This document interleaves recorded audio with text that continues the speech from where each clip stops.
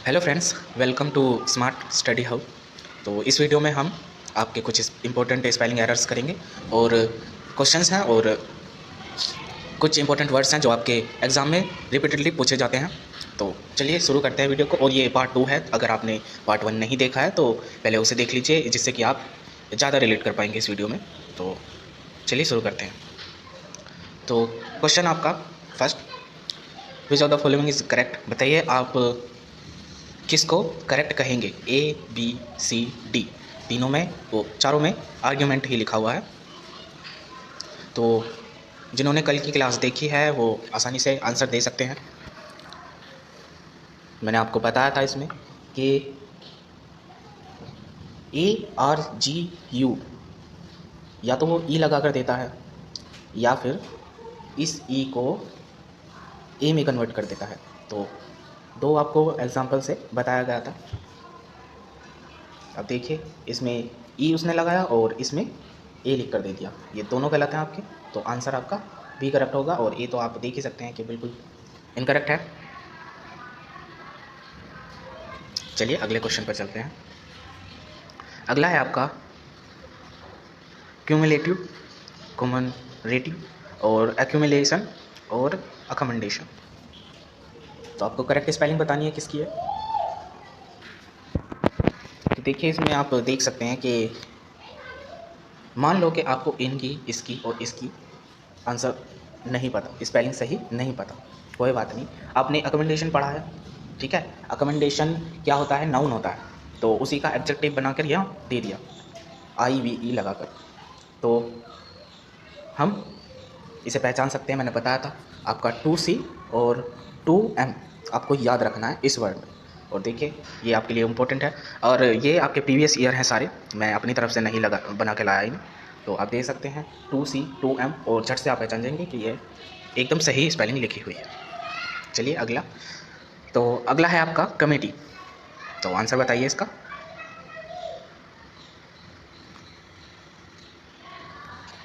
तो आंसर आपका B correct होगा, है ना। मजाक कर रहा हूँ, बी करेक्ट नहीं होगा, ये इनकरेक्ट है। तो कमिटिंग के लिए मैंने कल बताया था आपका डबल M और डबल ही T और डबल ही आपका E होना चाहिए। आप देख सकते हैं कि एक ही D ऑप्शन है जिसमें ये क्राइटेरिया फुलफिल होता है। चलिए अगला। तो देखिए कितनी बार ये अकमेंडेशन शब्द रिपीट हुआ है। अब सोच सकते हैं मैं 6 से 7 क्वेश्चन लाया हूँ और उसमें ये 2 बार रिपीट हो गया।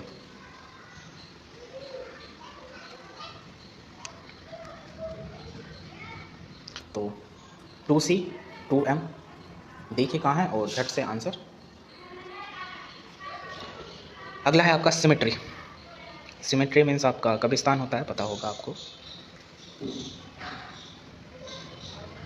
तो सिमेट्री के लिए मैंने बताया था ERY से आप इसकी एंडिंग करेंगे हमेशा।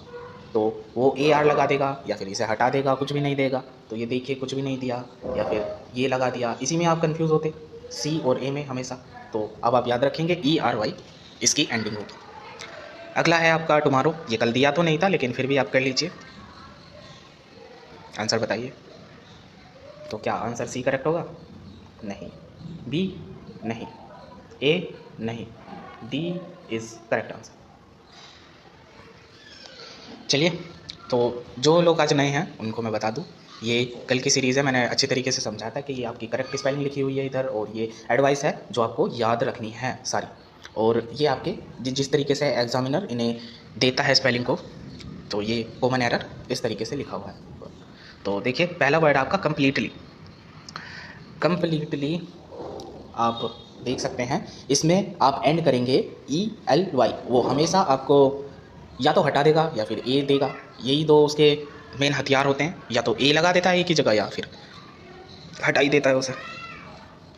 अगला आपका कंसाइज, ठीक है। कंसाइज माने छोटा करना होता है, और मिडिल में SC आप लगाएंगे इसमें।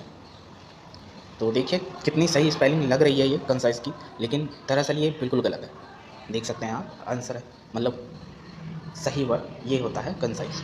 तो अगला है आपका क्यूरियोसिटी। इसमें भी आप मिडिल में OS देखकर इसे पहचानेंगे। OS नहीं है तो वो सब गलत लिखा है। हमेशा एग्जामिनर इस तरीके से देता है और हमें भी लगता है कि बिल्कुल सही लिखा है, SITY, ठीक है, CURI, तो सब सही देखा देखा लगता है, लेकिन आप ध्यान रखेंगे इसको, OS इन मिडिल। तो अगला है आपका डेफिनेटली। डेफिनेटली में आपको ITE, नॉट ATE, वो हमेशा ATE से आपको एंड करता है इसे, तो देख सकते हैं आप ATE,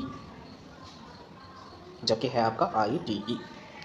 तो LY तो सेम ही रहता है, सेम, वो LY चेंज नहीं करता, फिर इसका उच्चारण जो है वो बदल जाता है, तो उच्चारण वह सेम रखता है, इस तरीके से बदलता है सिर्फ वोवल्स को। अगला है आपका डिलेमा। डिलेमा में आप याद रखेंगे आपका डबल M आता है, नो कि MN आता है। डिसपेयर में आप 1S एंड 2P याद रखेंगे हमेशा, वो डबल S आपको लगा कर देगा और जिससे लगेगा आपको सही है स्पेलिंग, लेकिन सही नहीं है। तो अगला कंफ्यूज होना नहीं है बिल्कुल भी, इनमें अच्छे तरीके से करेंगे आप तो कंफ्यूज नहीं होंगे। चलिए, टाइम काफ़ी होता जा रहा है, जल्दी जल्दी करते हैं। तो डिसअपॉइंट में आपको 1S और 2P याद रखने हैं हमेशा। अगला है आपका स्टेसी। स्टेसी में आपको एंड करना है SY से, आपको ये याद रखना है। वो CY लगा कर देता है, लेकिन आप याद रखेंगे तो आपको एग्ज़ाम में कोई भी दिक्कत नहीं होगी। और एम्बेरस इंपॉर्टेंट वर्ड है, कई बार पूछा जा चुका है ये। 2R आपको याद रखना है, 2R एंड 2S, इसमें 2R 2S, 2R 2S, इसमें आपको इस तरीके से वो बना कर देगा, लेकिन आप पहचान सकते हैं, या तो R हटाएगा या S हटा देगा। S हटाएगा तो आसान हो जाएगा पहचानना, क्योंकि फीड होता है कि डबल S आता ही आता है, तो अधिकतर वो R हटाता है। इन्वायरमेंट में हमेशा N पहले आता है और M बाद में आता है,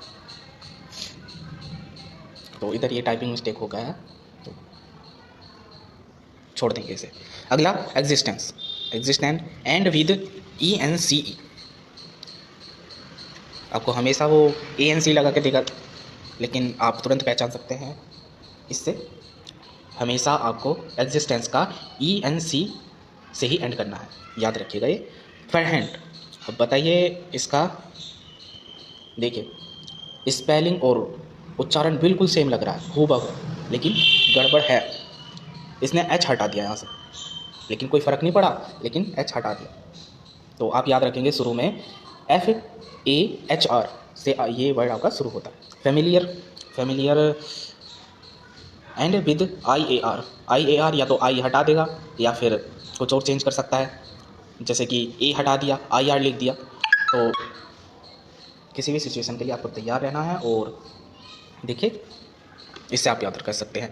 अगला है आपका फाइनली में सिंपल आपको 2L याद रखना है। वैसे अधिकतर ये याद होता है डबल L, लेकिन कभी कभी दिमाग से निकल जाता है, तो उसके लिए फ्लूसोरियन, इसका आपको जो शुरुआत जब आप करेंगे तो FLU इसमें ज़रूर आता है, OR वह हमेशा U को हटाकर आपको देता है इस वर्ड को। अगला है आपका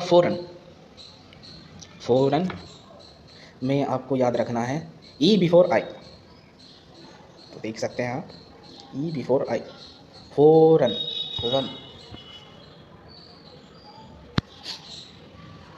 इसमें आपको याद रखना है कि E I से पहले आएगा, ठीक है, वो बाद में लगा कर देगा, आप तुरंत पहचान लेंगे। फोर्सेबल आप बिगिनिंग करेंगे FORE, ना कि FORSE। ये ज़्यादा सही साउंड दे रहा है, लेकिन ये कम साउंड देता है, लेकिन सही ये है, आप इस चीज़ से याद भी रख सकते हैं। FORTY 40 बिगिंस, एक सेकेंड,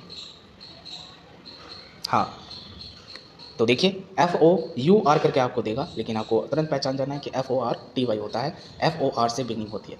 फॉरवर्ड में भी आपका बिगिंस विद 4, तो इसकी शुरुआत भी आपको 4 लगाना है। वैसे ये काफ़ी आसान वर्ड है, आप इसे पहचान सकते हैं। फर्दर इसमें भी सेम FUR से आपको शुरुआत करनी है, ये याद रखना है कि शुरुआत में FUR आएगा, ये गलत स्पेलिंग है। तो इस तरीके से आपके ये सेशन समाप्त होता है। और अगर आपको इसके और वीडियोस चाहिए या इस तरीके से आपको और वर्ड्स करने हैं जो प्रीवियस ईयर में पूछे गए हैं, रिपीटेडली वर्ड्स हैं, तो आप 5 से 6 भी कमेंट कर देंगे तो मैं अगला वीडियो अच्छे तरीके से इसके लिए बना दूँगा। तो थैंक यू सो मच।